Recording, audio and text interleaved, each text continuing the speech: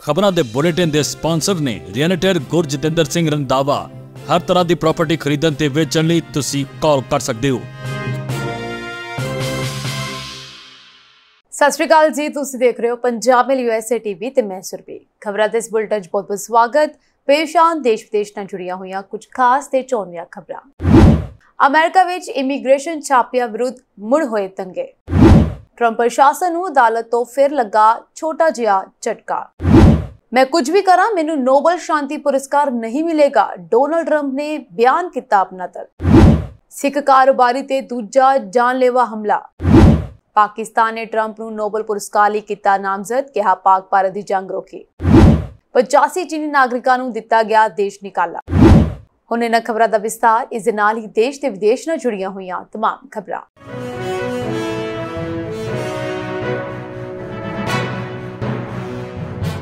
America विच immigration छापियां विरुद्ध मुड़ दंगे भड़क उठे ਅਤੇ ਮੁਜ਼ਾਹਰਕਾਰੀਆਂ ਨੂੰ ਖਦੇੜਨ ਦੇ ਲਈ ਹੰਝੂ ਗੈਸ ਦੇ ਗੋਲੇ ਤੇ ਰਬੜ ਦੀਆਂ ਗੋਲੀਆਂ ਚਲਾਉਣੀਆਂ ਪਈਆਂ। ਹਿੰਸਕ ਮੁਜ਼ਾਹਰਾ ਓਰੇਗਨ ਸੂਬੇ ਦੇ ਪੋਰਟਲੈਂਡ ਸ਼ਹਿਰ ਵਿਖੇ ਇਮੀਗ੍ਰੇਸ਼ਨ ਅਤੇ ਕਸਟਮ ਇਨਫੋਰਸਮੈਂਟ ਦੇ ਦਫ਼ਤਰ ਸਾਹਮਣੇ ਹੋਇਆ, ਜਦੋਂ ਸੈਂਕੜਿਆਂ ਦੀ ਗਿਣਤੀ ਵਿੱਚ ਨਕਾਬਪੋਸ਼ ਮੁਜ਼ਾਹਰਕਾਰੀਆਂ ਇਕੱਤਰ ਹੋਣੇ ਸ਼ੁਰੂ ਹੋ ਗਏ। ਪ੍ਰਦਰਸ਼ਨਕਾਰੀਆਂ ਦੇ ਵੱਲੋਂ ਆਈਸ ਦੀਆਂ ਗੱਡੀਆਂ ਨੂੰ ਰੋਕਣ ਦਾ ਯਤਨ ਕੀਤਾ ਗਿਆ ਅਤੇ ਉਹਨਾਂ ਦੇ ਹੱਥਾਂ ਵਿੱਚ ਪ੍ਰਵਾਸੀਆਂ ਤੇ ਰਿਫਿਊਜੀਆਂ ਦੀ ਰਾਖੀ ਕਰੋ ਸਣੇ चोरी की इस धरती उत्ते कोई गैर कानूनी नहीं, इस तरीके दे नारियां वालियां तख्तियां चुकियां हुई सन। मुजाहरकारियां नूं रोकण लई जिथे आइस दफ्तर दे बाहर सुरक्षा मुलाजम तैनात सन, उत्ते ही इमारत की छत ते खड़े सुरक्षा मुलाजमां वल्लों गैर जानलेवा हथियारां राही वार किए जा रहे सन। डिपार्टमेंट ऑफ होमलैंड सिक्योरिटी विच सहायक मंत्री ट्रिशिया ने फॉक्स न्यूज़ नाल गलबात करते हुए कहा कि पोर्टलैंड दे दंगाइयां वल्लों फैडरल लॉ एनफोर्समेंट अफसरां दे नाल पंगा लैण दा यतन किया गया। तकरीबन 250 प्रदर्शनकारियों ने आतिशबाजी की वरतों की अते सुरक्षा मुलाजमां दीयां अखां विच लेजर हमले भी किए, जिस दे सिट्टे वजों कुछ मुलाजमां नूं वक्ती तौर ते दिखना बंद हो गया। 5 जणियां नूं गिरफ्तार करदियां हमला करन अते होर फैडरल धारावां अधीन दोष आयद किए गए हैं। ट्रिशिया ने दस्सिया कि लॉ एनफोर्समेंट अफसरां उत्ते हमले दीयां वारदातां विच 413% वाधा होया। उधर अमेरिका की गृह सुरक्षा मंत्री क्रिस्टी नोएम का सुनेहा भी आ गया, जिस विच मुजाहरकारियां नूं सीधी चेतावनी दिंदियां कहा गया कि सरकार नूं अपनी कार्रवाई तो कोई रोक नहीं सकता। आइस अते इस दियां सहयोगी एजेंसियां वल्लों अपनी कार्रवाई बादस्तूर जारी रखी जाएगी। इत्थे दसना बंद है कि पिछले दिनी लॉस एंजलिस विखे इमीग्रेशन छापियां विरुद्ध वड्डे पद्धर ते हिंसा हुई ਅਤੇ ਪ੍ਰਦਰਸ਼ਨਕਾਰੀਆਂ ਨੂੰ ਖਦੇੜਨ ਦੇ ਲਈ ਨੈਸ਼ਨਲ ਗਾਰਡਸ ਦੀ ਤੈਨਾਤੀ ਵੀ ਕੀਤੀ ਗਈ। ਅਮਰੀਕਾ ਵਿੱਚ ਜਿੱਥੇ ਇੱਕ ਪਾਸੇ ਆਈਸ ਵੱਲੋਂ ਗੈਰ ਕਾਨੂੰਨੀ ਪ੍ਰਵਾਸੀਆਂ ਨੂੰ ਕਾਬੂ ਕਰਕੇ ਡਿਪੋਰਟ ਕੀਤਾ ਜਾ ਰਿਹਾ ਹੈ, ਉੱਥੇ ਹੀ ਬਗੈਰ ਇਮੀਗ੍ਰੇਸ਼ਨ ਸਟੇਟਸ ਵਾਲੇ 10 ਲੱਖ ਤੋਂ ਵੱਧ ਵਿਦੇਸ਼ੀ ਨਾਗਰਿਕ ਸੈਲਫ ਡਿਪੋਰਟ ਹੋ ਚੁੱਕੇ ਹਨ। ਟਰੰਪ ਸਰਕਾਰ ਵੱਲੋਂ ਡਿਪੋਰਟ ਕੀਤੇ ਪ੍ਰਵਾਸੀਆਂ ਦਾ ਆંકੜਾ 2 ਲੱਖ ਤੋਂ ਉੱਤੇ ਦੱਸਿਆ ਜਾ ਰਿਹਾ ਹੈ, ਜਿਨ੍ਹਾਂ ਵਿੱਚੋਂ ਜ਼ਿਆਦਾਤਰ ਨੂੰ ਉਹਨਾਂ ਦੇ ਜੱਦੀ ਮੁਲਕਾਂ ਦੀ ਬਜਾਏ ਗੈਰ ਮੁਲਕਾਂ ਦਾ ਜਹਾਜ਼ ਚਾੜ ਦਿੱਤਾ ਗਿਆ।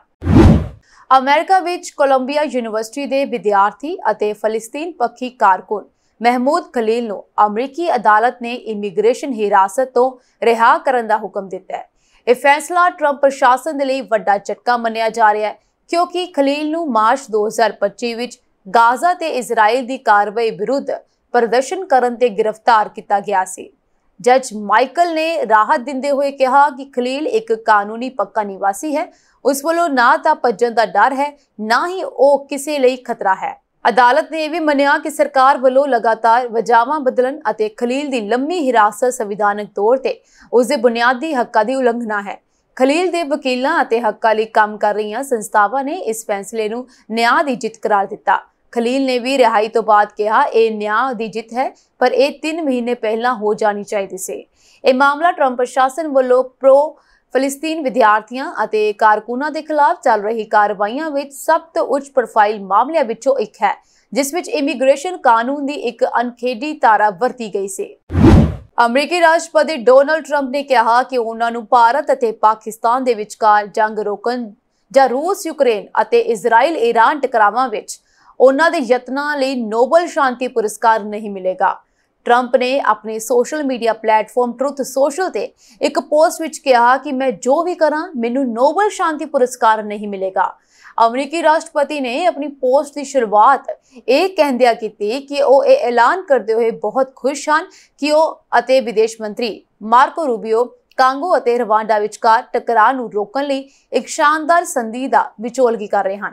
ये टकराव किसी भी होर युद्ध नालों वधेरे हिंसक, खून खराबे अते मौतां लई जानिया जांदा है अते दहाकियां तक जारी रहा। ट्रंप ने जिक्र किया कि रवांडा अते कांगो दे प्रतिनिधि इस संबंध विच दस्तावेजां ते दस्तखत करन लई वाशिंगटन विच होणगे। उन्होंने ने इस नूं अफ्रीका अते पूरी दुनिया लई एक महान दिन कहा। हालांकि ट्रंप ने कहा कि उन्होंने दे किसी भी यतन लई नोबल शांति पुरस्कार नहीं मिलेगा। ट्रंप ने यह भी कहा कि मैनू इसलिए नोबल शांति पुरस्कार नहीं मिलना है, मैनू भारत अते पाकिस्तान विचकार जंग रोकण लई भी यह पुरस्कार नहीं मिलेगा, मैनू सर्बिया अते कोसोवो विचकार जंग रोकण लई भी नोबल शांति पुरस्कार नहीं मिलेगा। ट्रंप ने कई बार दावा किया है कि अमेरिका ने भारत अते पाकिस्तान दे विचकार विचोलगी की अते टकराव नूं रोकिया है। हालांकि भारत लगातार कहता आ रहा है कि पाकिस्तान दे नाल फौजी टकराव नूं खत्म करन दा समझौता दोवां देशां दे director general of military operations यानी कि DGMO विचकार सीधी गलबात तो बाद होया सी। अपनी social media post which Trump ने कहा कि उन्हां नूं मिस्र अते इथोपिया विचकार शांति बनाई रखण लई नोबल शांति पुरस्कार नहीं मिल सकता। अमेरिका राष्ट्रपति ने कहा उन्हां नूं पश्चिमी एशिया दे विच भी बहुत सारी जंग या शांति बनाई रखण लई बहुत यतन कीते ने जिन्हां दे लई उन्हां नूं पुरस्कार नहीं मिलेगा। अब्राहिम समझौते वाली कोई भी ऐसा पुरस्कार नहीं है। उन्होंने कहा जेकर सब कुछ ठीक रहा तो बहुत सारे देश इस समझौते ते दस्तखत करनगे अते ਇਹ युगां विच पहली बार पश्चिमी एशिया ਨੂੰ एकत्रित करेगा। कैनेडा ਦੇ ਵਿੱਚ ਪੰਜਾਬੀ ਕਾਰੋਬਾਰੀਆਂ ਦੀ ਜ਼ਿੰਦਗੀ ਵੱਡੇ ਖਤਰੇ ਵਿੱਚ ਘਿਰੀ ਨਜ਼ਰ ਆ ਰਹੀ ਹੈ। ਮਿਸੀਸਾਗਾ ਵਿਖੇ ਸਿੱਖ ਟਰਾਂਸਪੋਰਟ ਹਰਜੀਤ ਸਿੰਘ ਢੱਡਾ ਦਾ ਦਿਨ ਦਿਹਾੜੇ ਗੋਲੀਆਂ ਮਾਰ ਕੇ ਕਤਲ ਕਰ ਦਿੱਤਾ ਗਿਆ ਅਤੇ ਹੁਣ ਸਰੀ ਦੀ ਨਿੱਜਰ ਟਰਕਿੰਗ ਦੇ ਮਾਲਕ ਰਗਬੀਰ ਸਿੰਘ ਨਿੱਜਰ ਨੂੰ 24 ਘੰਟੇ ਵਿੱਚ ਦੂਜੀ ਵਾਰ ਨਿਸ਼ਾਨਾ ਬਣਾਇਆ ਗਿਆ ਹੈ। गलबात करते हुए रघबीर सिंह निज्जू ने दस्सिया कि वीरवार वड्डे तड़के एक अनपछाते बंदूकधारी ने सरी के उत्तर पश्चिमी इलाके विच उन्हां दी ट्रकिंग कंपनी के दफ्तर ते अन्नेवा गोलियां चलाईयां।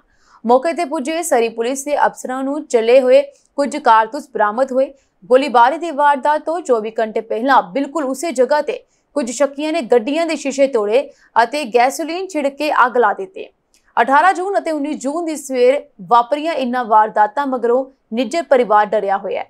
रघबीर सिंह निज्जर ने इस बारे दस्सिया कि धमकियां भरियां फोन कॉल्स का सिलसिला तकरीबन 1 साल पहला शुरू होया जदों किसी अनपछाते शख्स ने उन्हां दे दफ्तर विच कॉल करदियां रकम की मांग की। कॉल करन वाला खुद नूं लॉरेंस बिश्नोई गिरोह का मैंबर दस रहा सी। रघबीर सिंह मुताबक उन्होंने सारी जानकारी RCMP अते सरी पुलिस नूं मुहैया करवा दी पर हुण तक रकम मंगण वालियां दीयां कॉल्स लगातार जारी है। रघबीर सिंह ने अगे कहा कि वह बेहतर अते सुरक्षित भविख की भाल विच कैनेडा आए सन। करड़ी मेहनत करदियां उन्होंने अपना कारोबार स्थापित किया अते हुण कुछ लोग इस मेहनत विचों हिस्सा मांग रहे हैं। सरी पुलिस के स्टाफ सार्जेंट ने वल्लों निज्जर ट्रकिंग ते गोलियां चलन की वारदात नूं फिलहाल एक्सटोर्शन मामलिਆਂ नाल नहीं जोड़िया जा रहा। उन्होंने कहा पुलिस हर संभावित मकसद उत्ते गौर कर रही है अते निज्जर ट्रकिंग नाल संबंधित अतीत विच कीती गई पड़ताल नूं भी ध्यान विच रखिया जा रहा है। इत्थे दसना बनदा है कि पिछले हफ्ते मैपल रिज विखे जबरी वसूली के कथित मामले तहत एक घर उत्ते 2 बार गोलियां चलियां। कैनेडा विच साउथ एशियन भाईचारे नूं धमकी भरियां फोन कॉल्स जां मोटी रकम मंगण दा एक कोई पहला मामला नहीं है।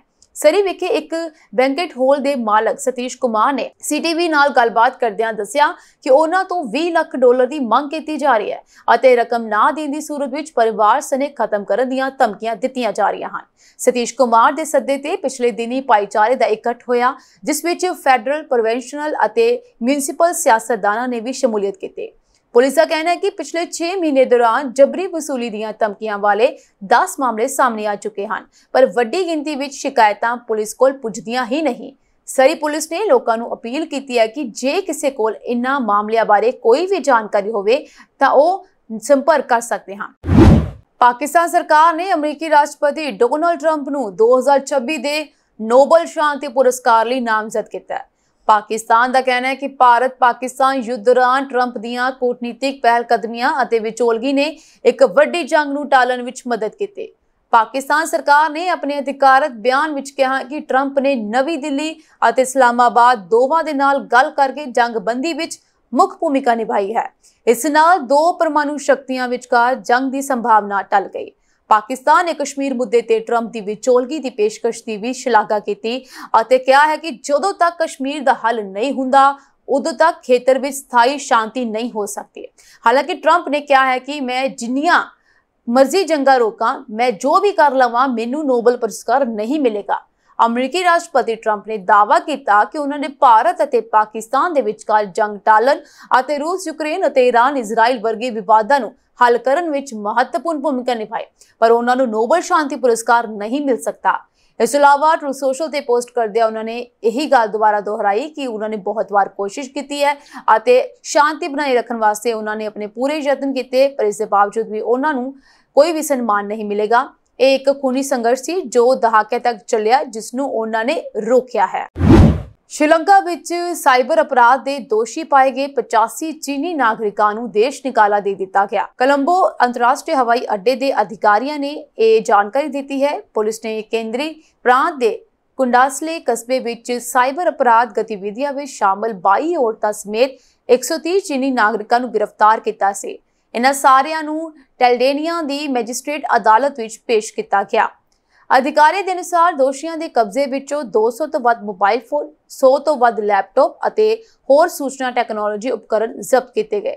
ਅਦਾਲਤ ਦੇ ਹੁਕਮਾਂ ਅਨੁਸਾਰ ਜ਼ਬਤ ਕੀਤੇ ਗਏ ਉਪਕਰਨ ਕੋਲੰਬੋ ਵਿੱਚ ਚੀਨੀ ਦੂਤਕਾਰ ਨੂੰ ਸੌਂਪ ਦਿੱਤੇ ਜਾਣਗੇ। ਕੁੱਲ 130 ਦੋਸ਼ੀਆਂ ਵਿੱਚੋਂ 122 ਨੂੰ ਅਦਾਲਤ ਦੇ ਹੁਕਮਾਂ ਤੋਂ ਬਾਅਦ ਇਮੀਗ੍ਰੇਸ਼ਨ ਹਿਰਾਸਤ ਕੇਂਦਰ ਭੇਜ ਦਿੱਤਾ ਗਿਆ, ਜਦਕਿ 7 ਦੋਸ਼ੀ ਫਰਾਰ ਹੋ ਗਏ।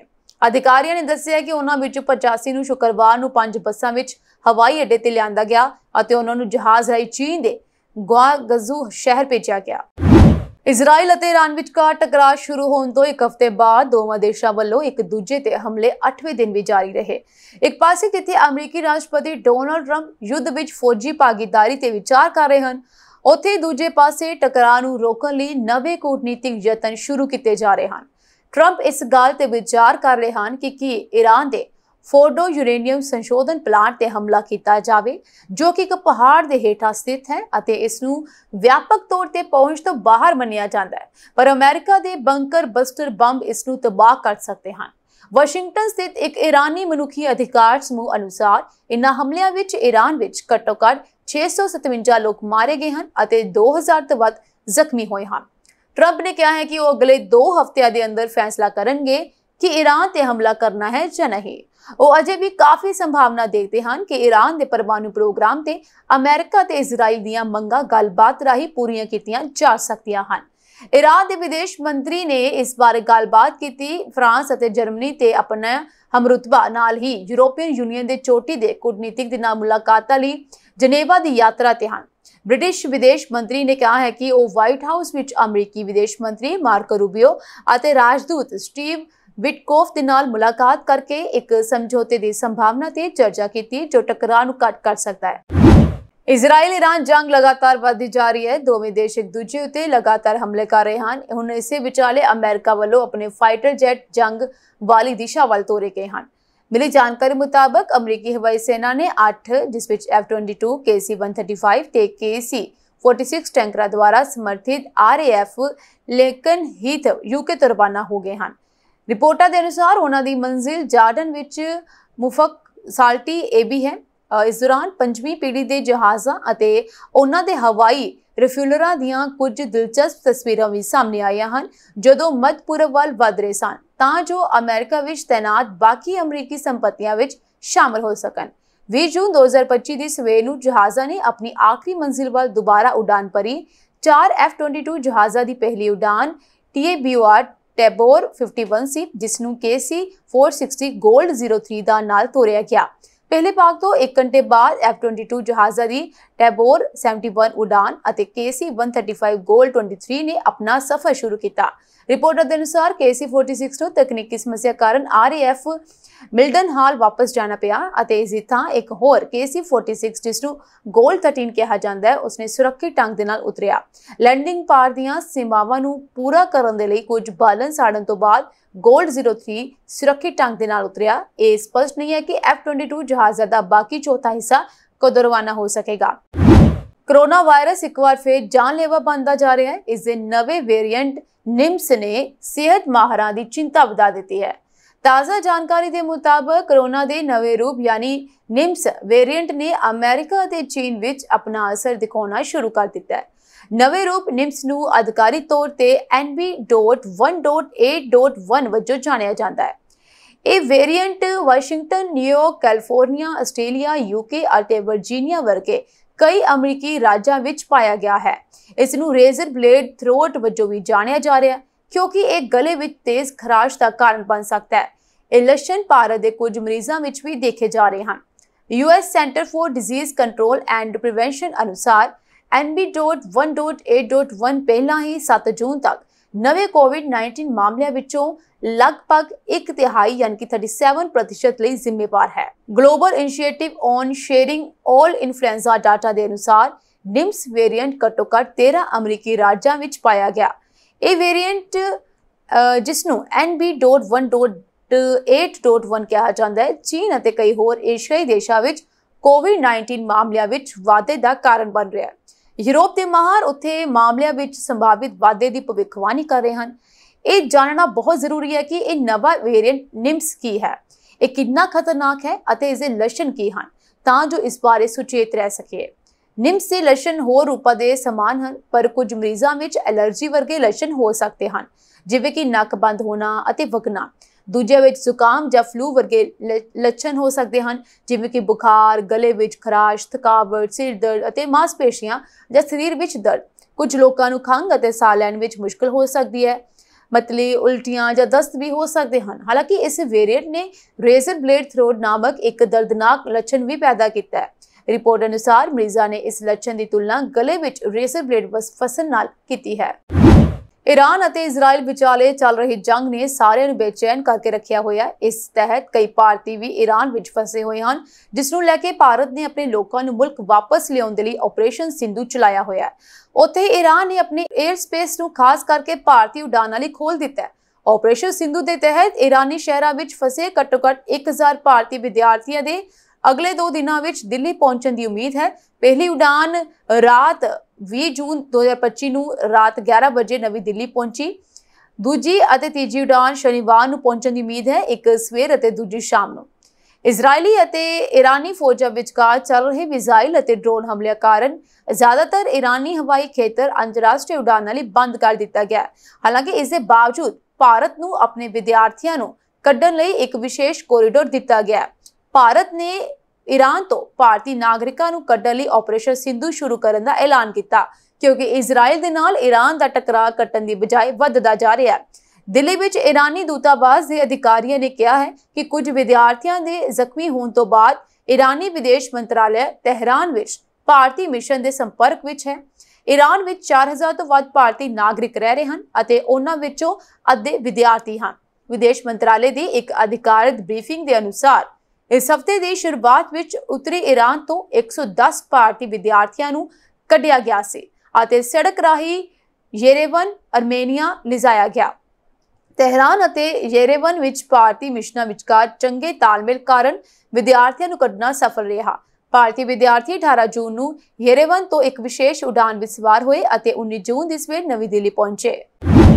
ਦੁਨੀਆ ਦੇ ਸਭ ਤੋਂ ਅਮੀਰ ਵਿਅਕਤੀ ਐਲੋਨ ਮਸਕ ਨੇ ਆਪਣੀ ਕੰਪਨੀ ਸਟਾਰਲਿੰਕ ਰਾਹੀਂ ਸੈਟੇਲਾਈਟ ਇੰਟਰਨੈਟ ਦੇ ਖੇਤਰ ਵਿੱਚ ਇੱਕ ਕ੍ਰਾਂਤੀ ਲਿਆਂਦੀ ਹੈ। ਹੁਣ ਸਟਾਰਲਿੰਕ ਨੂੰ ਭਾਰਤ ਵਿੱਚ ਵੀ ਆਪਣੀਆਂ ਸੇਵਾਵਾਂ ਸ਼ੁਰੂ ਕਰਨ ਦੀ ਮਨਜ਼ੂਰੀ ਮਿਲ ਗਈ ਹੈ। ਪਰ ਮਸਕ ਦੀ ਨਜ਼ਰਾਂ ਹੁਣ ਸਿਰਫ ਇੰਟਰਨੈਟ ਤੱਕ ਸੀਮਿਤ ਨਹੀਂ ਹਨ। ਉਹਨਾਂ ਦਾ ਅਗਲਾ ਵੱਡਾ ਕਦਮ ਸੋਸ਼ਲ ਮੀਡੀਆ ਪਲੇਟਫਾਰਮ ਐਕਸ ਨੂੰ ਪੂਰੀ ਤਰ੍ਹਾਂ ਬਦਲਣਾ ਵੀ ਹੈ। ਫਾਈਨੈਂਸ਼ੀਅਲ ਟਾਈਮਜ਼ ਦੀ ਰਿਪੋਰਟ ਦੇ ਅਨੁਸਾਰ ਐਲੋਨ ਮਸਕ ਅਤੇ ਐਕਸ CEO ਲਿੰਡਾ ਯਾਕਾਰੀਨੋ ਇਸ ਪਲੇਟਫਾਰਮ ਨੂੰ ਸੁਪਰ ਐਪ ਵਜੋਂ ਵਿਕਸਿਤ ਕਰਨ ਦੀ ਯੋਜਨਾ ਤੇ ਕੰਮ ਕਰ ਰਹੇ ਹਨ। ਯਾਕਾਰੀਨੋ ਨੇ ਕਿਹਾ ਹੈ ਕਿ ਭਵਿੱਖ ਵਿੱਚ ਲੋਕ ਇਸ ਐਪ ਰਾਹੀਂ ਨਾ ਸਿਰਫ ਸੋਸ਼ਲ ਮੀਡੀਆ ਦੀ ਵਰਤੋਂ ਕਰਨਗੇ ਸਗੋਂ ਭੁਗਤਾਨ, ਨਿਵੇਸ਼, ਵਪਾਰ ਅਤੇ ਖਰੀਦਦਾਰੀ ਵਰਗੇ ਕੰਮ ਵੀ ਕਰ ਸਕਣਗੇ।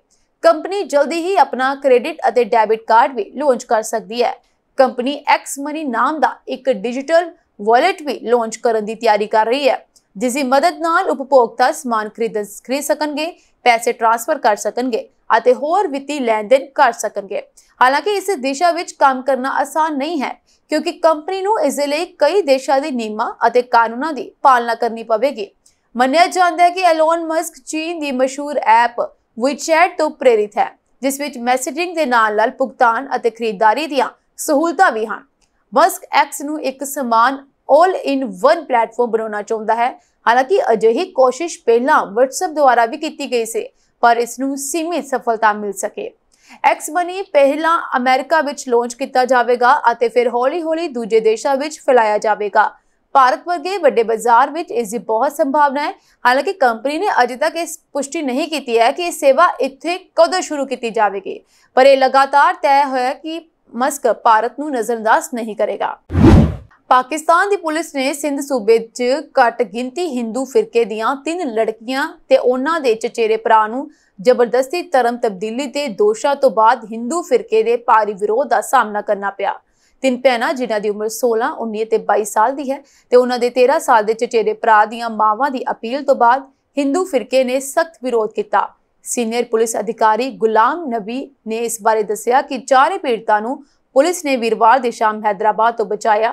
उन्होंने दावा किया कि असीं उन्हां दी धर्म तब्दीली के पिछे दे शक्की नूं भी गिरफ्तार किया। 3 भैणां ते उन्हां दा चचेरा भरा बुधवार की सवेर बिना किसी नूं दस्से अपने घरों निकल गए सन। कुछ घंटे बाद वीडियो सामने आया जिस विच उन्होंने कहा कि उन्होंने अपनी इच्छा दे नाल इस्लाम अपनाया है ते अपने परिवार ते उन्हां नुकसान पहुंचाउण दा दोष लगाया। बच्चियां दियां मावां ने एक प्रेस कॉन्फ्रेंस की ते कहा कि लड़का सिर्फ 13 साल का है ते धर्म नूं समझदा भी नहीं है। प्रेस कॉन्फ्रेंस तो बाद हिंदू पंचायत ते कुछ नवे चुने नेतावां ने पुलिस नूं कार्रवाई करने की अपील की। हिंदू पंचायत के मुखी राजेश कुमार ने इस घटना नूं सिर्फ एक परिवारक त्रासदी नहीं बल्कि एक फिरकू समस्या भी दस्सिया है। उन्होंने कहा कि ये लड़कियां सिर्फ हिंदुओं दीयां धीआं नहीं हन, ये सिंध दीआं धीआं हन ते उन्हां दीयां तस्वीरां दिखाउंदे हुए सवाल किया कि वो अपने धर्म नूं बदलण दे लई लोड़ींदे तौर ते परपक हन। कुमार ने कहा सिंध च हिंदू लड़कियां ते महिलावां नूं अगवा करन, जबरदस्ती धर्म तब्दीली ते विआह की समस्या हिंदू फिरके लिए एक वड्डा मुद्दा है। उन्होंने भी कहा सिर्फ उन्हां मामलों च जिथे बच्चे प्रभावशाली या संपन्न परिवारां नाल संबंध रखते हैं उत्थे अधिकारियों की प्रतिक्रिया हुंदी है, पर कई मामलों च जिथे लड़कियां अनपढ़ ते गरीब पिछोकड़ तो आउंदियां हन कुछ नहीं किया जाता।